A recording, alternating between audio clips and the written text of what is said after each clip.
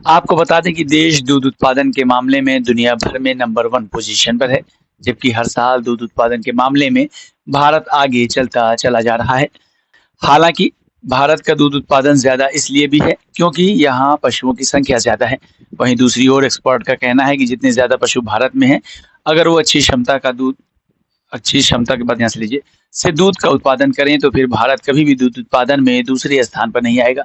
असल में भारत में प्रति पशु दूध उत्पादन क्षमता कम है। इस बात को सरकार भी समझ रही है, इसलिए लगातार पशुओं की उत्पादकता बढ़ाने पर काम किया जा रहा है। ये इसलिए भी ज़रूरी है कि भारत में दूध की डिमांड भी तेज़ी से बढ़ रही है। आबादी के हिसाब से सभी को अच्छा दूध और पोषण वाला दूध उपलब्ध हो, तो फिर ये करना ज़रूरी है। इसको देखते हुए सरकार की तरफ से राष्ट्रीय गोकुल मिशन आरजीएम को दिसंबर 2014 में शुरू किया गया था। इसे प्रजनन ट्रैक में चयनात्मक प्रजनन और नॉन रिस्ट्रिक्ट बोवाइन आबादी के आनुवंशिक उन्नयन के माध्यम से स्वदेशी नस्लों के विकास और संरक्षण के लिए 2025 करोड़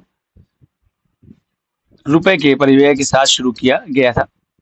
इस योजना में 2 घटक शामिल हैं, एक राष्ट्रीय बोवाइन प्रजनन कार्यक्रम NBBB और दूसरा राष्ट्रीय बोवाइन उत्पादकता मिशन NMBP। जानते हैं कि आरजीएम के उद्देश्य क्या हैं? बता दें कि स्वदेशी नस्लों का विकास और संरक्षण करना इसका मुख्य उद्देश्य है। स्वदेशी नस्लों के लिए नस्ल सुधार कार्यक्रम ताकि आनुवंशिक संरचना में सुधार हो और स्टॉक में वृद्धि हो। रोग मुक्त उच्च आनुवंशिक गुण वाली मादा आबादी को बढ़ाकर और रोगों के प्रसार को नियंत्रित करके बोवाइन आबादी के दूध उत्पादन और उत्पादकता में वृद्धि करना।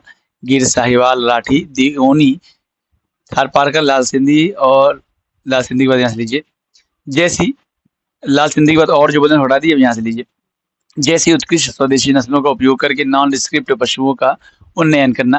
प्राकृतिक सेवा के लिए रोग मुक्त उच्च आनुवंशिक गुणवत्ता वाले बैलों का बदला से लीजिए वितरण करना।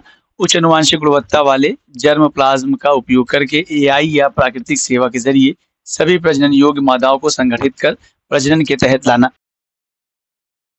और किसानों को जोड़ने के लिए बोवाइन जर्म प्लाज्म के जरिए ई मार्केट का पोर्टल बनाना। सैनिटरी और फाइटो सैनिटरी मुद्दों को पूरा करके पशुधन उत्पादों के उत्पादों के व्यापार में वृद्धि करना। पशुधन के बाद यहाँ से लीजिएगा ना, यह भी फिर से दी सैनिटरी मुद्दों को पूरा करके पशुधन के उत्पादों के व्यापार में वृद्धि करना।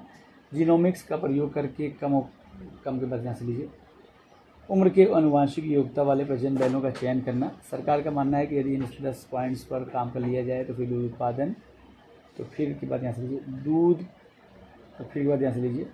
प्रति पशु दूध उत्पादन क्षमता को बढ़ाया जा सकता है। अगर आपको हमारा ये वीडियो अच्छा लगा तो हमारे YouTube चैनल को सब्सक्राइब करना न भूलें, बेल आइकन भी ज़रूर दबा दें। इस तरह के वीडियोस को देखने के लिए Facebook और Instagram पेज को भी फॉलो करें।